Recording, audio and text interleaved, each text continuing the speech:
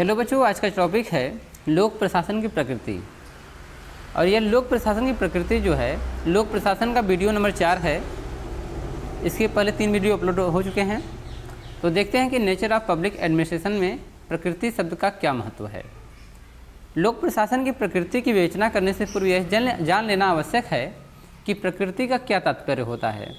जैसा कि प्रकृति शब्द का प्रयोग किसी वस्तु के या किसी विशेष वस्तु के बारे में यह जानने के लिए किया जाता है कि अमुक वस्तु या जो विशेष वस्तु है उसका स्वभाव कैसा है, उसकी विशेषता क्या है, वह किस प्रक्रिया का आदि है।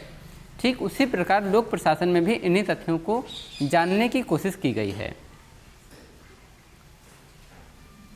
भारत में जहाँ तक लोक प्रशासन की प्रकृति का सवाल है तो वह अन्य देशों की प्रशासनिक व्यवस्थाओं से थोड़ा भिन्न है।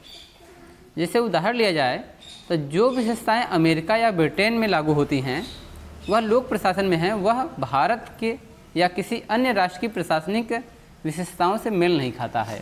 कहने का तात्पर्य है कि जो लोक प्रशासन अमेरिका या ब्रिटेन के देशों में है वह अन्य किसी देश में नहीं है, सभी देशों में थोड़ा भिन्न भिन्न है। तो यहाँ पर एग्जाम्पल में भारत को लिया गया है कि भारत में भी जो लोक प्रशासनिक जो व्यवस्थाएँ हैं वह उन देशों से थोड़ा भिन्न हैं। ठीक उसी प्रकार जहाँ नागरिक प्रशासन, सैन्य प्रशासनिक, यद्यपि लोक प्रशासन तो है परंतु दोनों की प्रकृति भिन्न है। तो प्रशासन शब्द में लिया गया है कि नागरिक प्रशासन जहाँ नागरिक हैं, सैनिक प्रशासन जहाँ पर सैनिक का शासन चलता है। लोक प्रशासन तो दोनों में है परंतु दोनों की प्रकृति अलग अलग है। लोक प्रशासन में उसकी प्रकृति निर्धारित करने में अनेक तथ्यों का विवेचन करना पड़ता है।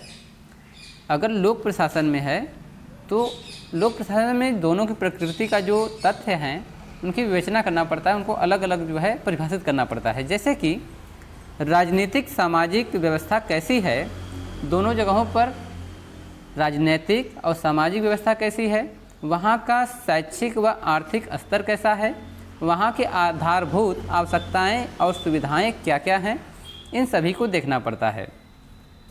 तो यहाँ पर कितनी बातों को आपको ध्यान रखना है, सैनिक और राजनीतिक और सामाजिक व्यवस्था, शैक्षिक एवं आर्थिक स्तर, वहाँ की आधारभूत आवश्यकताएं और सुविधाएं, इन सबको देखना पड़ता है। ख़ास तौर पर जहाँ पर लोक प्रशासन तो है परंतु एक जगह नागरिक प्रशासन है और दूसरी जगह सैनिक प्रशासन है। इन दोनों जगहों पर अलग अलग तरह की व्यवस्थाएँ देखने को मिलती हैं। ये सभी बातें लोक प्रशासन की प्रकृति का निर्धारण करती हैं, लेकिन ये सभी बातें सभी देशों में एक समान नहीं पाई जाती हैं। यही कारण है कि अलग अलग देशों में प्रशासनिक व्यवस्थाएं भी अलग अलग होती हैं। तो हर एक देशों की जो प्रशासनिक सेवाएं हैं या व्यवस्थाएं हैं वह अलग अलग पाया जाता है, क्योंकि वहाँ पर अलग अलग प्रकार के नागरिक और प्रशासनिक सेवाएँ होती हैं। यहाँ तक कि अलग अलग संगठनों में भी उनकी कार्य दशाओं के अनुरूप ही प्रशासनिक संरचना का निर्धारण किया जाता है। अगर हम किसी संगठन की बात करें, दो अलग अलग संगठन हैं तो वहाँ पर भी उनकी प्रशासनिक जो संरचना होती है उसके अलग अलग जो है रूप होते हैं। हमारे देश में भी लोक प्रशासन की प्रकृति भी हमेशा एक जैसी नहीं रही है। यहाँ आदिकाल से प्रशासन राजपूतों, मुगलों के समय के प्रशासन तथा अंग्रेजों से लेकर वर्तमान प्रशासन की प्रकृति और इन सबसे अलग हटकर यहाँ विविधता लोक प्रशासन की प्रकृति में अंतर का स्वाभाविक स्पष्ट करती है। कहने का तात्पर्य है जो प्राचीन भारत रहा है वहाँ का उस समय का प्रशासन अलग था, राजपूतों के समय का अलग था, मुगलों के समय का अलग था, और जब अंग्रेजों का भारत में शासन आया तो उस समय का भी लोक प्रशासन अलग अलग टाइप का था। तो यहाँ पर लोक प्रशासन की प्रकृति में अंतर देखने को मिलता है। चलिए बच्चों, अब देखते हैं कि प्रकृति निर्धारण के एकीकृत व प्रबंधकीय दृष्टिकोण क्या हैं। An integrated and the managerial view about nature. लोक प्रशासन की क्रियाओं से दो दृष्टिकोणों का उदय होता है जो प्रशासन के विशेष उद्देश्य पूर्ति के लिए किए गए कार्यों एवं विश्लेषण पर आधारित हैं। ये दो दृष्टिकोण हैं। पहला है एकीकृत दृष्टिकोण जिसको कहते हैं इंटीग्रल व्यू। सेकंड है प्रबंधकीय दृष्टिकोण जिसको कहते हैं मैनेजरियल व्यू, यानी कि यह मैनेज सबसे बना हुआ है चलिए बारी बारी देखते हैं। पहला है एकीकृत दृष्टिकोण यानी इंटीग्रल व्यूज। एकीकृत दृष्टिकोण के अनुसार किसी निश्चित लक्ष्य की प्राप्ति की जाने वाली समस्त क्रियाएं, अगर कोई एक निश्चित लक्ष्य की प्राप्ति करने के लिए जितने भी आप प्रयत्न करते हैं, जितने भी नियम कानून बनाते हैं, वह सभी एकीकृत होता है। एकीकृत दृष्टिकोण के अंतर्गत आता है। यहाँ समस्त क्रियाओं से तात्पर्य मानवीय एवं तकनीकी यानी ह्यूमन्स एंड टेक्निकल से है। इस दृष्टिकोण के अनुसार किसी संगठन में शामिल लिपिक हो, चाहे संदेशवाहक हो या चपरासी हो, की गतिविधियाँ प्रशासन के अंतर्गत आती हैं। तो एकीकृत का मतलब यहाँ पर है कि किसी एक निश्चित लक्ष्य की प्राप्ति के लिए जो भी टेक्निकल चीज़ें या ह्यूमन के यानी कि जो मानव लगते हैं, इन सभी को मिलाकर एकीकृत बनता है।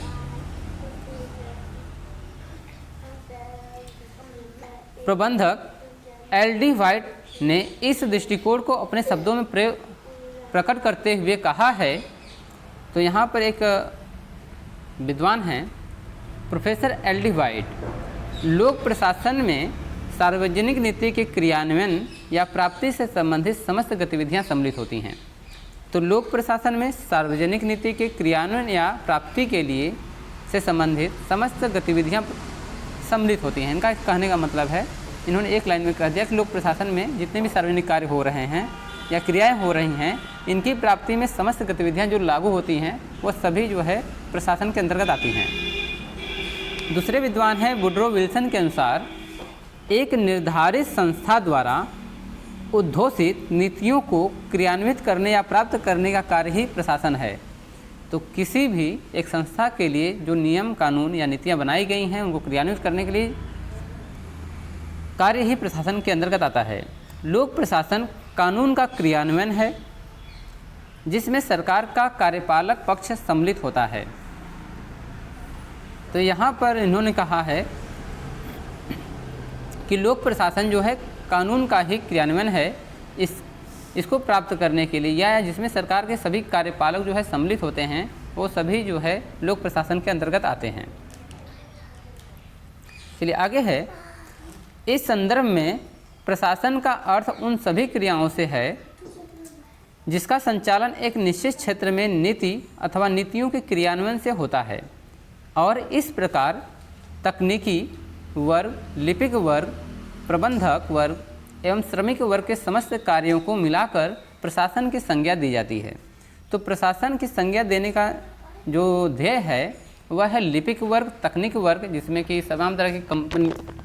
तमाम तरह की जो टेक्निकल ऑब्जेक्ट लगते हैं, और जो प्रबंधकीय कार्य करते हैं, जैसे कि वहाँ मैनेज करने वाले जो होते हैं, और श्रमिक वर्ग, ये सभी चारों को मिला करके ही प्रशासन की संज्ञा दी जाती है।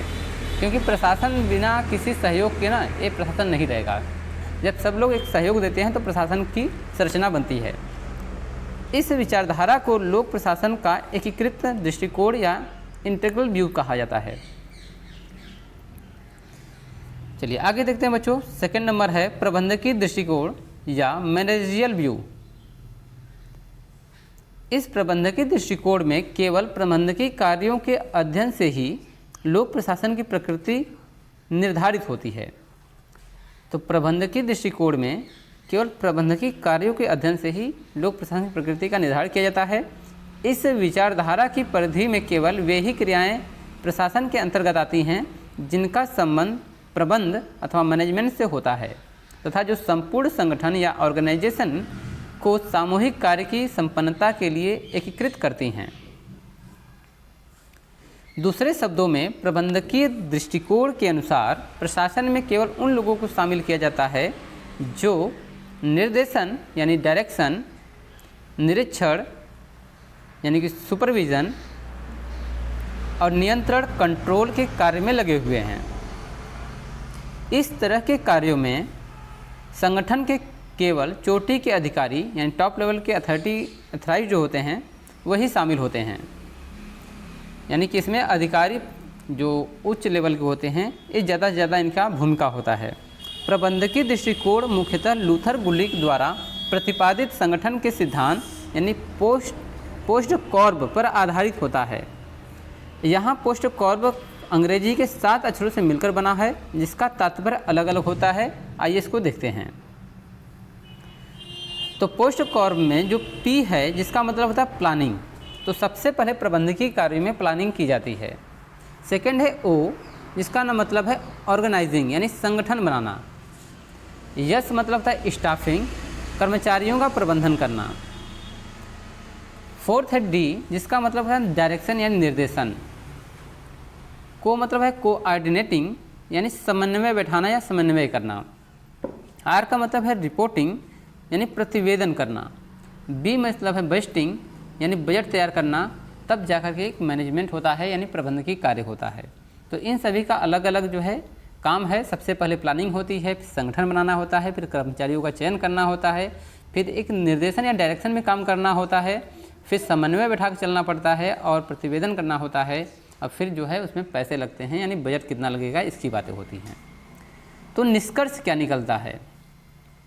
निष्कर्ष ये निकलता है कि लोक प्रशासन की प्रकृति दोनों तरह की होती है।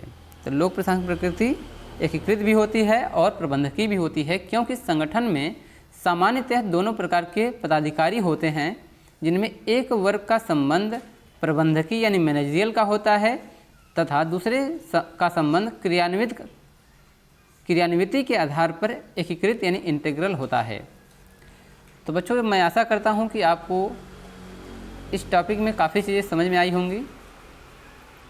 धन्यवाद।